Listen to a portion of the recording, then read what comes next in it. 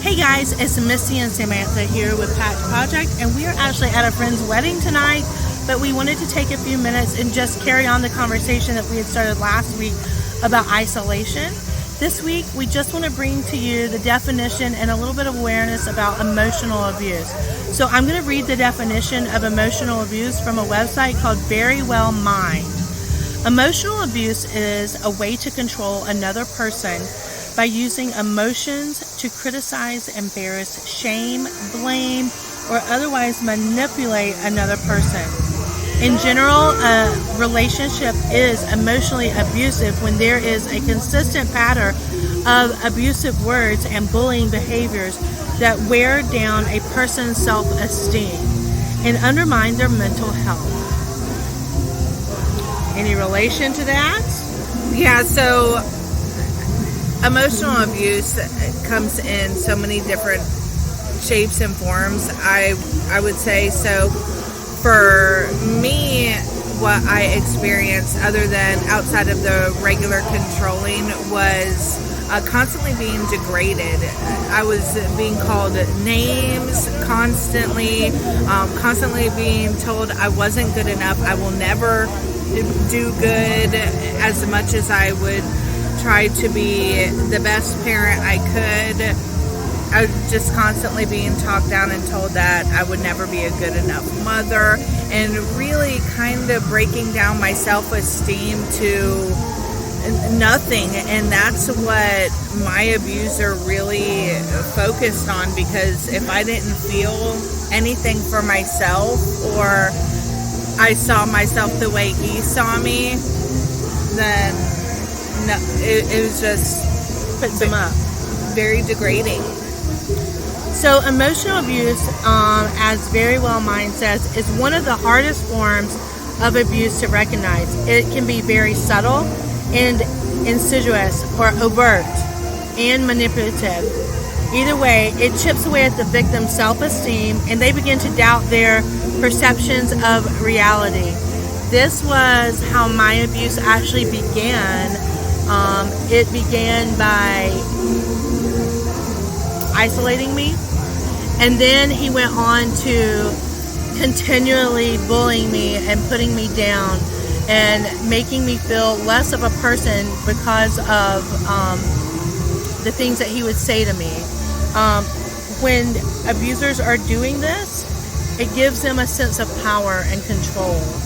And even though it may not be something that they were around or witnessed while you were going through something, they definitely use emotions to bully you. They will turn situations around from your past that may have been hurtful to you, just to incite more pain on you from their perspective.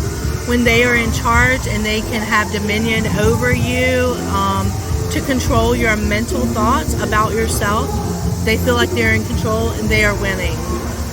So we have some different tips and tricks on things that you need to recognize if you're in a relationship and you're not sure if you're being emotionally abused. One of the things they like to do is say, "Oh, well, I was just kidding. I was just kidding. Why are you so upset about that?" I didn't mean to. Or, for instance, creating an argument out of nothing. There's absolutely no reason, but they try to create that chaos. Yeah, definitely starting arguments for the sake of an argument. The Very Well Mind website talks about making confusing and contradictory statements, making you feel like you're crazy, like you're losing your mind. In recent years, we've learned that that's also called, the manipulative side is also called gaslighting. There's actually a movie from years ago, I think it was a 50s movie, that actually is called Gaslighting, and it actually talks about this, and the whole movie is based around a husband making his wife feel like she's losing her mind. There was also having drastic mood changes or sudden emotional outbursts. Do you experience that one? Yes, a lot of times my abusers was triggered by alcohol. And I just remember every time that he would go to drink, which was every day, I knew I could anticipate that some sort of mood swing was coming. I just didn't know how intense it would be. And a lot of times it would catch me off guard, and that's where I had a lot of my bruises from, actually, was by random mood swings and him catching me off guard. And you try to see it come in, because you kind of, I wouldn't say it's not desensitizing yourself at all, but you can the pattern. You can learn the pattern, exactly. And those mood swings made it very difficult to try to pinpoint how I was going to have the rest of my night. Would you say that from those emotional outbursts, that's where the physical abuse came? Before the physical abuse started, was it all emotional abuse, and then it kind of started leading into? It started out emotional. It started out as name calling, just kind of making maybe fun of my nitpicking? weight, nitpicking, a lot of that, and then just from there it yelling, and then the physical was not far behind. So another thing that they put on here is that during that chaos that's been created, one of the things is behaving so erratically and unpredictably that you feel like you're walking on eggshells. Yeah. Yeah. My whole relationship, I feel like. Yeah. So there is a lot about emotional abuse that we definitely want to tap into and bring to you, bring awareness to you, things that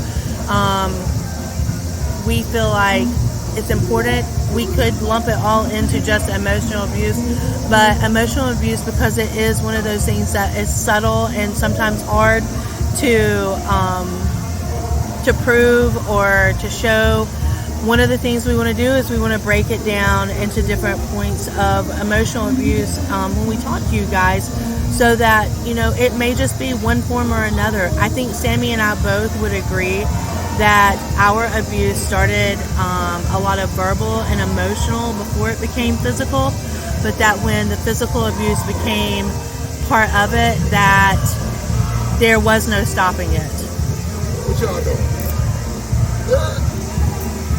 So one of the resources that is very helpful in identifying emotional abuse, and you could actually talk to a live person, is the National Domestic Violence Hotline.